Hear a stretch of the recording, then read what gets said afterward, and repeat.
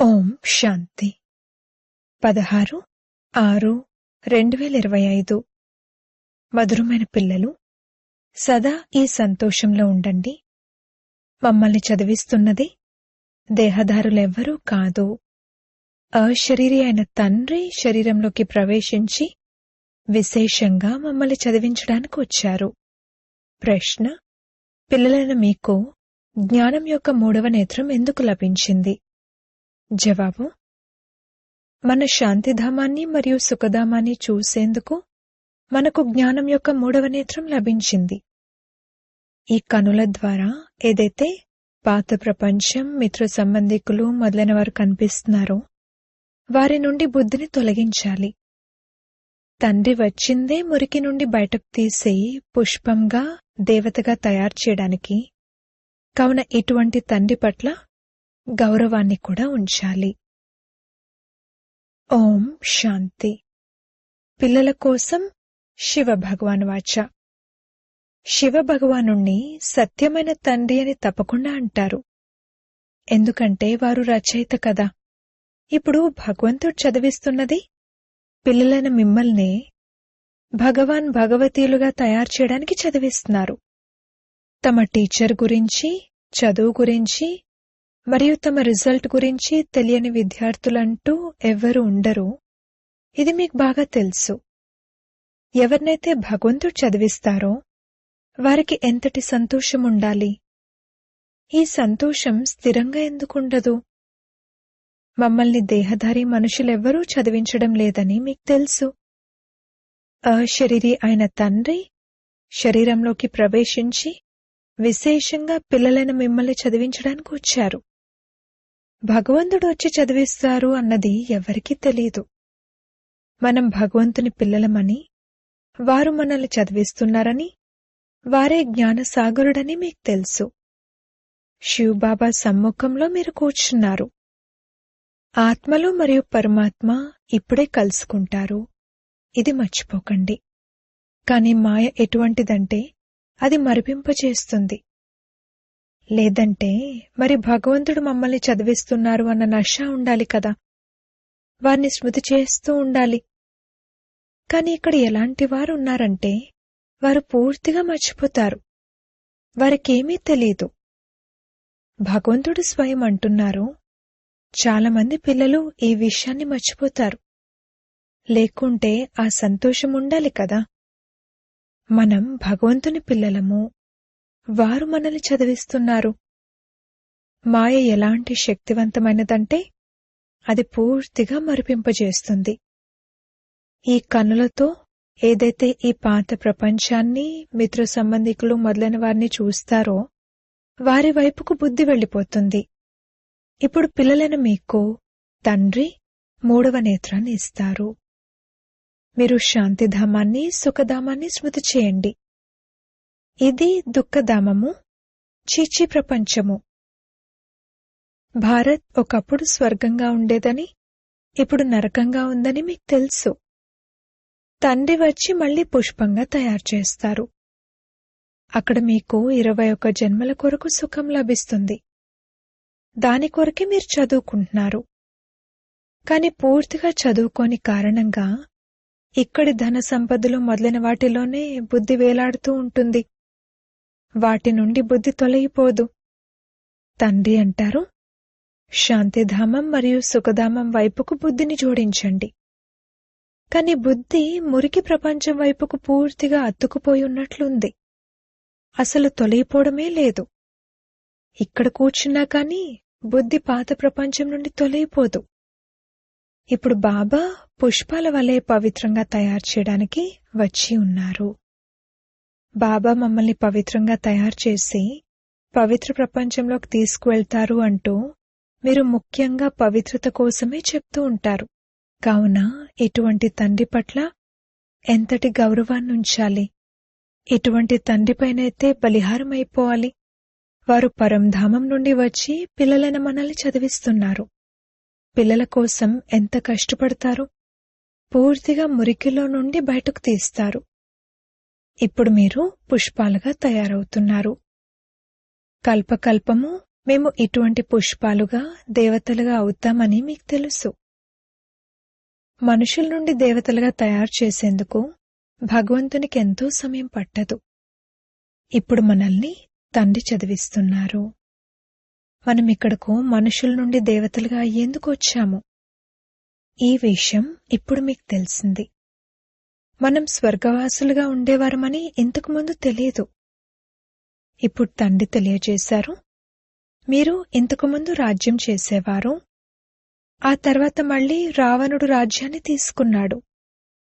ఎంతో సుఖాన్ని మీరే చూశారు. ఆ తర్వాత 84 జన్మలు తీసుకుంటూ మెట్లు కిందకు దిగుతారు. ఇది ఉన్నదే చీచీ ప్రపంచము. ఎంతో మంది మనుషులు దుఃఖితులుగా ఉన్నారు. ఎంతో మందైతే ఆకలితో మరణిస్తూ ఉంటారు. సుఖం ఏమాత్రమూ లేదు. ఎంతో ధనవంతులైనా సరే ఇక్కడున్న అల్పకాలికమైన సుఖం కాకిరెట్టుతో సమానమైనది. దీనిని విషయ వైతరణి నది అంటారు. స్వర్గంలోనైతే మనమెంతో సుఖంగా ఉంటాము. ఇప్పుడు మీరు నల్లని వారి నుండి తెల్లని వారిగా అవుతున్నారు. ఇప్పుడు మీరు అర్థం చేసుకున్నారు, మేమే దేవతలుగా ఉండేవారము. తర్వాత పునర్జన్మలు తీసుకుంటూ వేశ్యాలయంలోకి వచ్చి పడ్డాము. ఇప్పుడు మళ్లీ మిమ్మల్ని శివాలయంలోకి తీసుకువెళ్తారు. శివ్ బాబా స్వర్గస్థాపన చేస్తున్నారు. మీకు చదువును చదివిస్తున్నారు. కావున మంచి రీతిలో చదువుకోవాలి కదా. చదువుకుని చక్రాన్ని బుద్ధిలో ఉంచుకుని దైవీ గుణాలను ధారణ చేయాలి. పిల్లలైన మీరు రూప్ మరియు బసంత్ జ్ఞానస్వరూపులు, యోగస్వరూపులు. మీ నోటి నుండి సదా జ్ఞానరత్నాలే వెలువడాలి, అశుద్ధం కాదు. నేను రూప్ బసంతను అని బాబా కూడా అంటారు. నేను పరమాత్మను, జ్ఞానసాగరుడను. చదువు సంపాదనకు ఆధారమవుతుంది. చదువుకున్న తర్వాత ఎప్పుడైతే బ్యారిస్టర్, డాక్టర్ మొదలైన వారిగా అవుతారో అప్పుడు లక్షలు సంపాదిస్తారు. ఒక్కొక్క డాక్టర్ అయితే నెలకు 1,00,000 రూపాయలు సంపాదిస్తారు. తినడానికి కూడా తీరికుండదు. మీరు కూడా ఇప్పుడు చదువుకుంటున్నారు. మీరేమవుతారు? విశ్వానికి యజమాని. కావున ఈ చదువు యొక్క నష ఉండాలి కదా. పిల్లలైన మీరు మాట్లాడే విధానంలో ఎంత రాయల్టీ ఉండాలి. మీరు రాయల్గా అవుతారు కదా. రాజుల నడవడిక ఎలా ఉంటుందో చూడండి. బాబా అయితే అనుభవజ్ఞులు కదా. రాజులకు కానుకలిస్తారు. వారు వాటిని ఎప్పుడూ చేత్తో తీసుకోరు. ఒకవేళ తీసుకోవాల్సి వచ్చినా సెక్రటరీకి వెళ్లి ఇవ్వండి అని సైగ చేస్తారు. రాజులు చాలా రాయల్గా ఉంటారు. వీరి నుండి తీసుకుంటే మళ్లీ వీరికి తిరిగి ఇవ్వాల్సి ఉంటుంది కూడా అన్న ఆలోచన బుద్ధిలో ఉంటుంది. ఆ సందర్భంలో తీసుకోరు. కొందరు రాజులు ప్రజల నుండి అసలేమాత్రమూ తీసుకోరు. కొందరైతే ఎంతో దోచుకుంటారు.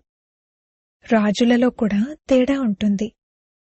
ఇప్పుడు మీరు సత్యుగి డబల్ కిరీటధారులైన రాజులుగా అవుతారు. డబల్ కిరీటం కోసం పవిత్రత తప్పకుండా కావాలి. ఈ వికారీ ప్రపంచాన్ని వదిలేయాలి. పిల్లలైన మీరు వికారాలను వదిలేశారు. ఇక్కడకు వికారులెవ్వరూ వచ్చి కూర్చోడానికి వీల్లేదు.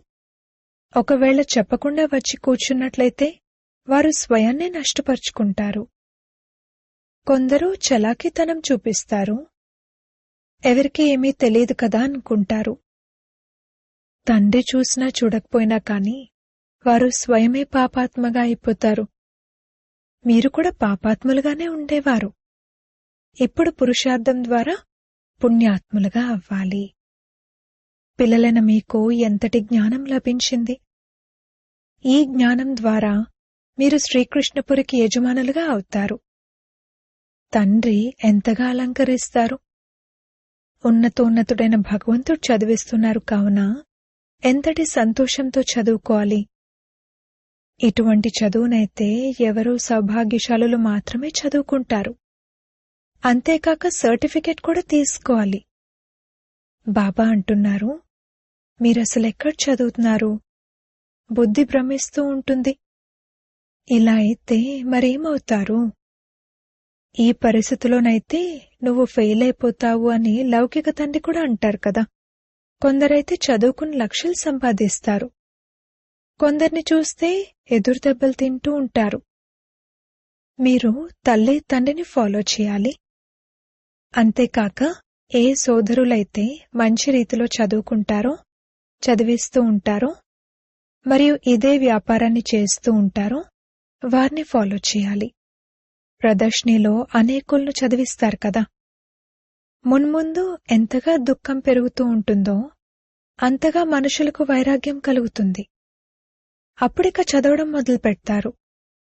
దుఃఖంలో భగవంతుని ఎంతగానో స్మృతి చేస్తారు. దుఃఖంలో మరణించే సమయంలో ఓ రామా, ఓ భగవంతుడా అని అంటూ ఉంటారు కదా. మీరైతే ఏమీ చేయాల్సిన అవసరం లేదు. మీరైతే సంతోషంగా ఏర్పాట్లు చేసుకుంటారు. ఈ పాత శరీరాన్ని వదిలేసినట్లయితే మేం మా ఇంటికి వెళ్ళొచ్చు అని భావిస్తారు. ఆ తర్వాత అక్కడ శరీరం కూడా సుందరమైందే లభిస్తుంది. పురుషార్థం చేసి చదివించేవారి కంటే కూడా ఉన్నతిలోకి వెళ్ళాలి. చదివించేవారి కంటే కూడా చదువుకునేవారి అవస్థ చాలా బావుంటుంది. అటువంటి వారు కూడా ఉన్నారు. తండ్రికైతే ప్రతి ఒక్కరి గురించి తెలుసు కదా. పిల్లలైన మీరు కూడా తెలుసుకోవచ్చు. మా లోపల ఏ లోపాలు ఉన్నాయి అని మిమ్మల్ని మీరు లోపల చూసుకోవాలి. మాయ విఘ్నాలను దాటివేయాలి. వాటిలో చిక్కుకోకూడదు. మాయ అయితే చాలా శక్తివంతమైనది, మేమెలా నడుచుకోగలుగుతాము అని ఎవరైతే అంటారో వారొకవేళ ఇలా ఆలోచిస్తే మాయ పూర్తిగా పచ్చిగానే తినేస్తుంది. ఏనుగును మొసలి తినేసింది అని అంటారు. ఇది ఇప్పటి విషయమే కదా. మంచి మంచి పిల్లలను కూడా మాయారూపి మొసలి పూర్తిగా మింగేస్తుంది. తమను తాము విడిపించుకోలేకపోతారు. ఈ మాయ చెంపదెబ్బల నుండి విముక్తులుగా అవ్వాలనుకుంటున్నాము అని స్వయం కూడా భావిస్తారు. కాని మాయ విముక్తులవ్వనివ్వదు. బాబా, ఇలా పట్టుకోద్దని మాయకు చెప్పండి అని అంటారు. అరే, ఇదైతే యుద్ధ మైదానం కదా. మైదానంలో ఎక్కడైనా నన్ను కింద పడేయొద్దని వారికి చెప్పండి అని అంటారా? మ్యాచ్లో ఏమైనా మాకు బాల్ వెయ్యొద్దు అని అంటారా? అలా అంటే యుద్ధ మైదానంలోకి వచ్చావు కావున పోరాడు అని వెంటనే అంటారు. మాయ బాగా కింద పడేస్తుంది. మీరు చాలా ఉన్నతమైన పదవిని పొందగలరు. భగవంతుడు చదివిస్తున్నారు. ఇదేమైనా తక్కువ విషయమా? ఇప్పుడు నంబర్వార్ పురుషార్థానుసారంగా మీది ఎక్కే కళ జరుగుతుంది. మేము భవిష్య జీవితాన్ని వజ్ర సమానంగా తయారు చేసుకోవాలి అని పిల్లలు ప్రతి ఒక్కరూ అభిరుచినుంచుకోవాలి. విఘ్నాలను తొలగించుకుంటూ వెళ్ళాలి. ఎలాగైనా సరే తండ్రి నుండి వారసత్వాన్ని తప్పకుండా తీసుకోవాలి. లేదంటే మనం కల్పకల్పాంతరాలు ఫెయిల్ అయిపోతాము. ఉదాహరణకు ఎవరైనా షావుకారు బిడ్డ ఉంటే అతడి తండ్రి అతని చదువులో ఆటంకం వేస్తే ఆ బిడ్డ అంటాడు, నేనీ లక్షలు కూడా ఏం చేసుకుంటాను? నేనైతే అనంతమైన తండ్రి నుండి విశ్వరాజ్యాధికారాన్ని తీసుకోవాలి. ఈ లక్షలు కోట్లు అన్నీ సమాప్తమైపోనున్నాయి. కొందరిది మట్టిలో కూరుకుపోతుంది, కొందరిది అగ్ని కాల్చివేస్తుంది. మొత్తం సృష్టిరూపి అడవికి మంటలంటుకోనున్నాయి. ఇదంతా రావణుడి లంక. మీరందరూ సీతలు. రాముడు వచ్చి ఉన్నారు. మొత్తం భూమి అంతా ఒక ద్వీపము. ఈ సమయంలో ఉన్నదే రావణరాజ్యం.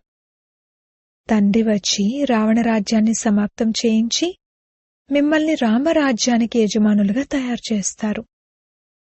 మీకైతే లోపల అపారమైన సంతోషముండాలి. అతీంద్రియ సుఖం గురించి అడగాలంటే బాబా పిల్లల్ని అడగండి అని అంటూ ఉంటారు. మీరు ప్రదర్శనలో మీ సుఖం గురించి తెలియజేస్తారు కదా. మనం భారత్ను స్వర్గంగా తయారు చేస్తున్నాము. శ్రీమతంపై భారత్ యొక్క సేవ చేస్తున్నాము. ఎంతెంతగా శ్రీమతంపై నడుస్తారో అంతగా మీరు శ్రేష్టంగా అవుతారు. మీకు డైరెక్షన్లు ఇచ్చేవారు ఎందరో వెలువడతారు. అందుకే అది కూడా పరిశీలించాలి, సంభాళించుకోవాలి. అక్కడక్కడ మాయ కూడా గుప్తంగా ప్రవేశిస్తుంది. మీరు విశ్వానికి యజమానులుగా అవుతారు. లోపల ఎంత సంతోషముండాలి. మీరంటారు, బాబా, మేం మీ నుండి స్వర్గవారసత్వాన్ని తీసుకోవడానికి వచ్చాము. సత్యనారాయణుని కథను విని మేం నరుని నుండి నారాయణునిగా, నారి నుండి లక్ష్మిగా అవుతాము. బాబా, మేం మీ నుండి పూర్తి వారసత్వాన్ని తీసుకునే తీరుతాము అని మీరందరూ చేతులెత్తుతారు. లేకపోతే మేం కల్పకల్పమూ పోగొట్టుకుంటాము అని అంటారు. ఎటువంటి విఘ్నాన్నైనా సరే మేం దూరం చేసేస్తాము అని అంతటి సాహసం కావాలి. మీరు ఇంతటి సాహసం చేశారు కదా. ఎవరి నుండైతే వారసత్వం లభిస్తుందో వారినేమైనా వదిలేస్తారా? కొందరు చాలా బాగా నిలిచారు, కొందరు పారిపోయారు. మంచి మంచి వారిని మాయ తినేసింది. కొండచిలువ తినేసి పూర్తిగా మింగేసింది. ఇప్పుడు తండ్రి, ఓ ఆత్మల్లారా అని అంటారు. ఎంతో ప్రేమగా అర్థం చేయిస్తారు. నేనొచ్చి పతిత ప్రపంచాన్ని పావన ప్రపంచంగా తయారు చేస్తాను. ఇప్పుడు పతిత ప్రపంచం యొక్క మృత్యువు ఎదురుగా నిలబడి ఉంది. ఇప్పుడు నేను మిమ్మల్ని రాజులకే రాజులుగా చేస్తాను. పతిత రాజులకు కూడా రాజులుగా చేస్తాను. సింగిల్ కిరీటం కల రాజులు డబల్ కిరీటం కల రాజుల ఎదుట ఎందుకు తల వంచుతారు? అర్ధకల్పం తర్వాత ఎప్పుడైతే వీరి ఆ పవిత్రత దూరమైపోతుందో అప్పుడు రావణ రాజ్యంలో అందరూ వికారులుగా మరియు పూజారులుగా అయిపోతారు. ఇప్పుడు తండ్రి పిల్లలకు అర్థం చేయిస్తున్నారు, ఎటువంటి పొరపాట్లు చేయకండి, మర్చిపోకండి, మంచి రీతిలో చదువుకోండి. రోజూ క్లాసుకు రాలేకపోయినా బాబా అన్ని ఏర్పాట్లు అందించగలరు. 7 రోజుల కోర్స్ తీసుకోండి. తద్వారా మురళిని సహజంగా అర్థం చేసుకోగలుగుతారు. ఎక్కడికి వెళ్ళినా సరే కేవలం 2 పదాలు గుర్తుపెట్టుకోండి. ఇది మహామంత్రం. స్వయాన్ని ఆత్మగా భావిస్తూ తండ్రిని స్మృతి చేయండి. ఏ వికర్మలైనా లేక పాపకర్మలైనా దేహాభిమానంలోకి రావడం వల్లనే జరుగుతాయి. వికర్మల నుండి రక్షించుకునేందుకు బుద్ధి యొక్క ప్రీతిని ఒక్క తండ్రితోనే జోడించాలి. ఏ దేహదారులతోనూ కాదు. ఒక్కరితోనే బుద్ధియోగాన్ని జోడించాలి. అంతిమం వరకు స్మృతి చేస్తూ ఉండాలి. అప్పుడిక ఎటువంటి వికర్మ జరగదు. ఇది కుళ్ళిపోయిన దేహం. దీని యొక్క అభిమానాన్ని వదిలేయండి. నాటకం పూర్తవుతుంది. ఇప్పుడు మన 84 జన్మలు పూర్తయ్యాయి. ఇది పురాతన ఆత్మ, పురాతన శరీరం. ఇప్పుడు తమో ప్రధానం నుండి సతో ప్రధానంగా అవ్వాలి. అప్పుడిక శరీరం కూడా సతో ప్రధానమైనదే లభిస్తుంది. ఆత్మను సతో ప్రధానంగా తయారు చేసుకోవాలి.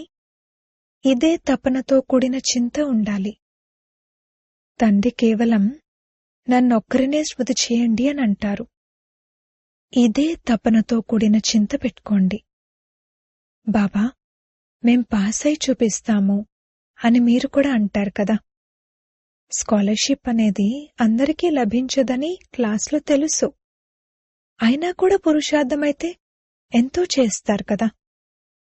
మేము నరుని నుండి నారాయణునిగా అయ్యేందుకు పూర్తి పురుషార్థం చేయాలి, తక్కువెందుకు చేయాలి అని మీరు కూడా భావిస్తారు. ఏ విషయానికి సంబంధించిన చింత లేదు. యోధులు ఎప్పుడూ దేనిని లెక్క చేయరు. బాబా, ఎన్నో తుఫాన్లు, స్వప్నాలు మొదలైనవి వస్తాయి అని కొందరంటారు. బాబా అంటారు, ఇవన్నీ జరుగుతాయి. మీరు ఒక్క తండ్రిని స్మృతి చేస్తూ ఉండండి. ఈ శత్రువుపై విజయం పొందాలి. కొన్ని సమయాలలో అసలు మనసులో కానీ చిత్తంలో కానీ లేనటువంటి స్వప్నాలు వస్తాయి. అటువంటి కష్టాలు వస్తాయి. అదంతా మాయ. మనం మాయను జయిస్తాము. అర్ధకల్పం కొరకు శత్రువు నుండి రాజ్యం తీసుకుంటాము. మనమేమీ లెక్క చేయము. సాహసవంతులు ఎప్పుడూ తటపటాయించరు. యుద్ధానికి సంతోషంగా వెళ్తారు. మీరైతే ఇక్కడ ఎంతో ప్రశాంతంగా తండ్రి నుండి వారసత్వాన్ని తీసుకుంటారు. ఈ చీచీ శరీరాన్ని వదిలేయాలి. ఇప్పుడు స్వీట్ సైలెన్స్ హోంలోకి వెళ్తారు. తండ్రి అంటారు, నేను మిమ్మల్ని తీసుకువెళ్లేందుకు వచ్చాను. నన్ను స్మృతి చేసినట్లయితే పావనంగా అవుతారు. అపవిత్రమైన ఆత్మ వెళ్లలేదు. ఇవి కొత్త విషయాలు. అచ్చా, మధురాతి మధురమైన సిక్కిలదే పిల్లలకు మాతా పితా బాప్దాదాల ప్రియ స్మృతులు మరియు గుడ్ మార్నింగ్.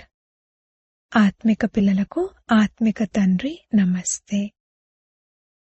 ధారణ కొరకు ముఖ్య సారము. మొదటి పాయింట్, వికర్మల నుండి రక్షించుకునేందుకు బుద్ధి యొక్క ప్రీతిని ఒక్క తండ్రితోనే జోడించాలి. ఈ కుళ్ళిపోయిన దేహం యొక్క అభిమానాన్ని వదిలేయాలి. రెండవ పాయింట్, మనం యోధులము. ఈ స్మృతి ద్వారా మాయారూపీ శత్రుపై విజయం ప్రాప్తి చేసుకోవాలి. దాన్ని లెక్క చేయకూడదు. మాయ గుప్త రూపంలో ఎంతగానో ప్రవేశిస్తుంది. అందుకే దాన్ని పరిశీలించాలి మరియు సంభాళించుకోవాలి.